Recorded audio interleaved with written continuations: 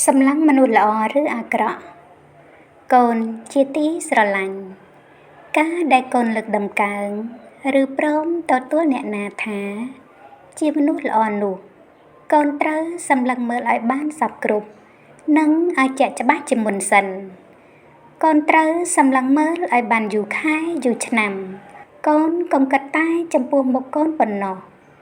គេអាចល្អចំពោះកូនគឺគេជួយកូន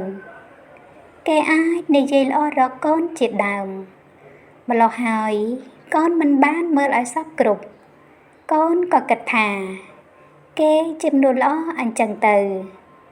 តាមពិតមនុស្សដែលល្អចំពោះកូនមិនទាន់ប្រកាសថាគេជាមនុស្សល្អពិតៗនោះទេព្រោះគេអាចសម្លឹងអ្វីពីកូនឬកូនអាចធ្វើនៅអ្វីដែលគេត្រូវការឲ្យគេបានឬយ៉ាងហោចព្រោះកូនមិនបានទៅជំទាស់នៅផលប្រយោជន៍អ្វីរបស់គេទើបគេធ្វើល្អនឹងកូនទៅពុំនោះសោតទេគឺព្រោះកូនជាប្តីជាប្រពន្ធឬជាបងប្អូនជាមួយនឹងគេមនុស្សដែលល្អពិតៗនោះគឺល្អចំពោះកូនផងល្អចំពោះអ្នកដទៃផងមានទំនងដូចគ្នាដែលគេធ្វើល្អចំពោះអ្នកដទៃតែមិនបានធ្វើល្អចំពោះមកលើកូនគឺមិនមែនបានសេចក្តីថាគេជាមនុស្សមិនល្អនោះទេ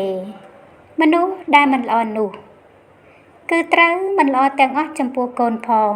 ទាំងចំពោះអ្នកដទៃផងដែលម៉ែឪលើកយករឿងនេះមកប្រាប់ដល់កូនក៏ដើម្បីឲ្យកូនដឹងទុកតទៅមុខនឹងមិនបានជឿគេងាយមិនត្រូវបានគេបោកបញ្ឆោតម្យ៉ាងទៀតកូននឹងមិនបានពលរកអ្នកដទៃណាថាគេជាមនុស្សល្អឬមិនល្អដោយងាយនោះឡើយ